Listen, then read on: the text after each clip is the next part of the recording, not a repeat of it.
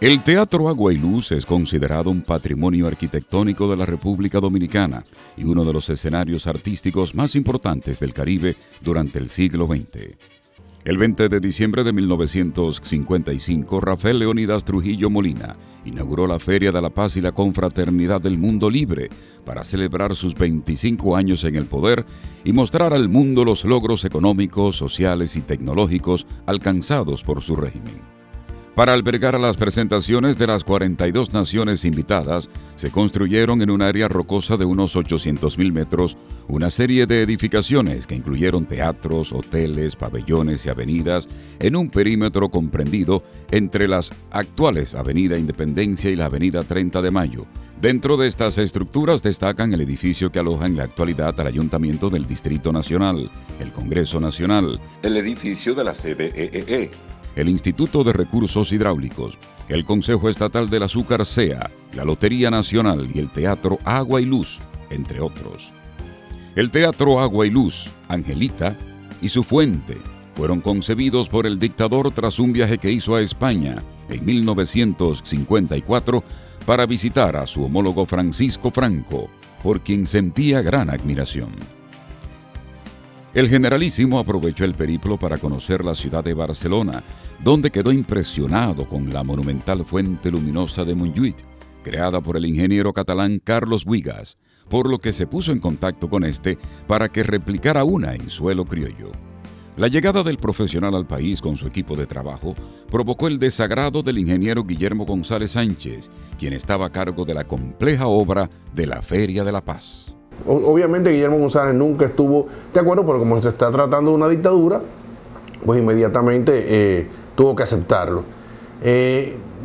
Por más que trató Guillermo González de entorpecer el trabajo de este arquitecto que venía a romper con el esquema global que él tenía para la feria, definitivamente el poder de Trujillo lo impuso y le dio a trabajar en la fuente central que tiene la Feria de la Paz, que es la redonda, que está frente al Congreso y frente al Ayuntamiento, esa fuente original. Carlos Buigas usó un constructor barcelonés, se llamaba José La Rosa, que conjuntamente con sus dos hijos se trasladó aquí a la construcción del Teatro Agua Luz, con sus fuentes y todo. Los cientos de hombres trabajaron en su construcción durante un tiempo récord de 6 meses. Eran supervisados personalmente por el tirano, según estudiosos del tema. Él iba y se aparecía a cualquier hora, a las 7 de la mañana, a las 5 de la tarde, y caminaba con su bastón y supervisaba toda la obra. Lo hizo varias veces y él quedó impresionado con el Teatro Agua y Luz, obviamente. Era una novedad. Para ese entonces estaban muy de moda los efectos luminarios en Europa y la innovación había sido traída a la República Dominicana. El Teatro Agua y Luz fue único en su clase en todo el Caribe. El establecimiento de 3 plantas disponía en el primer piso una pista de baile con una fuente de agua, luces y sonidos. En el segundo nivel estaba un lujoso restaurante con vista panorámica al Mar Caribe y un ostentoso casino. Entonces hubo que concebir un muro protector para que sirviera adecuadamente el espectáculo de luces. Y ahí fue que vino la idea de hacerlo circular, concéntrico, una especie de anfiteatro, como si fuera un anfiteatro romano, para que sirviera acertadamente el proyecto.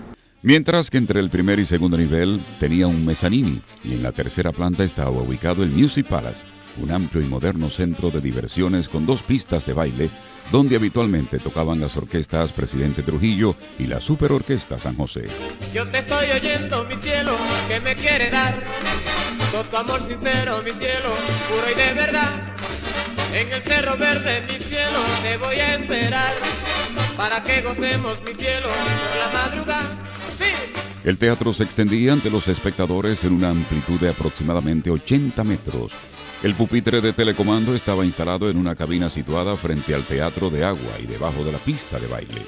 La fuente del teatro tenía un sistema de luces de 4.000 bombillas de diferentes colores y 355 chorros de agua impulsados por 4 motores de 200 caballos de fuerza que bailaban al ritmo de la música y daban vivacidad a los movimientos como si cobraran vida propia.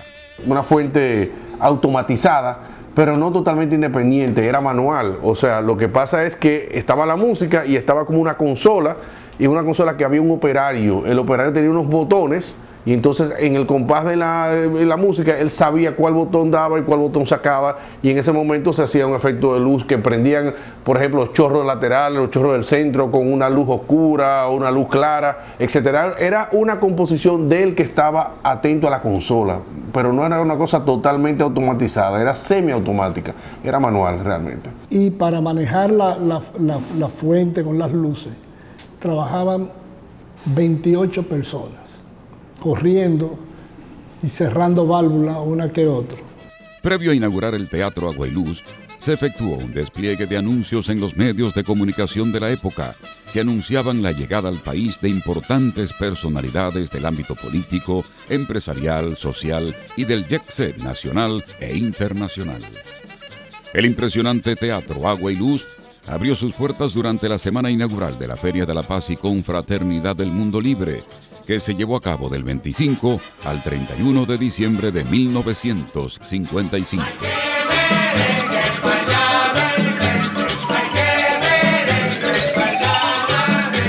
Pero qué bueno, sabroso está. Ay, mira, nena, vamos a bailar el merengue.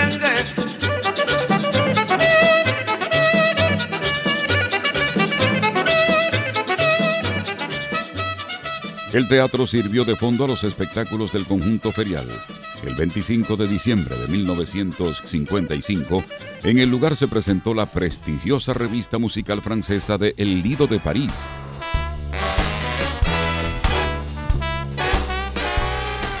La parte más atractiva del espectáculo era el grupo de las Bluebirds, integrado por 28 hermosas jóvenes. Según reportes de prensa de aquel momento, el costo del montaje de la...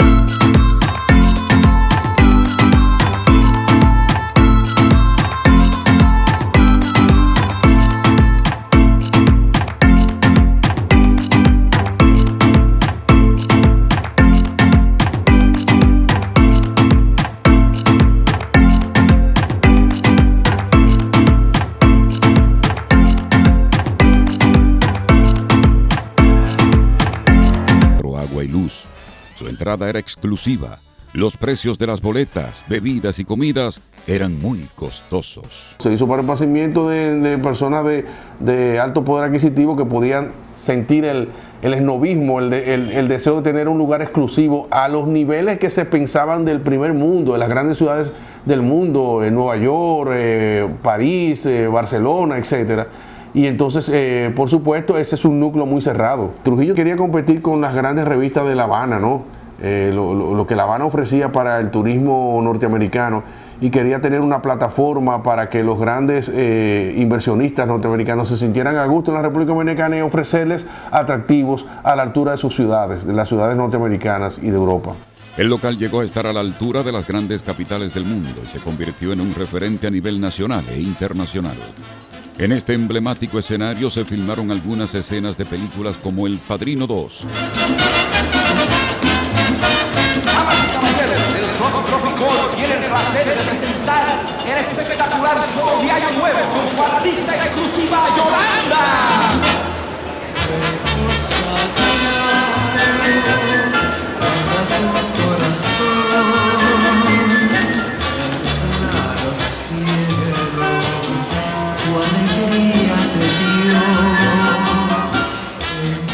Se puso de moda y todos los grandes artistas llegaron a utilizarlo, como pasó después con otros escenarios como Alto de Chabón o otros escenarios que se van colocando en la preferencia del público por su novedad y por su adaptación a los requerimientos contemporáneos, ¿no?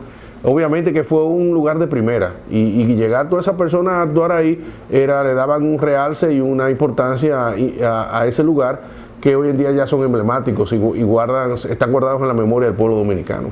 Tras el ajusticiamiento de Trujillo en 1961 y en los gobiernos siguientes, la actividad del Teatro Agua y Luz mermó. Quienes regenteaban la propiedad estatal no pudieron mantenerlo por sí solo, ni renovar el programa de espectáculos, una de las razones que también contribuyeron a la baja asistencia de clientes. Es una pena que el teatro esté abandonado, era una cosa única que hubiéramos tenido aquí ahora que el turismo está tan floreciente. Después que se gastó ese dinero, dejarlo abandonar, eso no es algo imperdonable.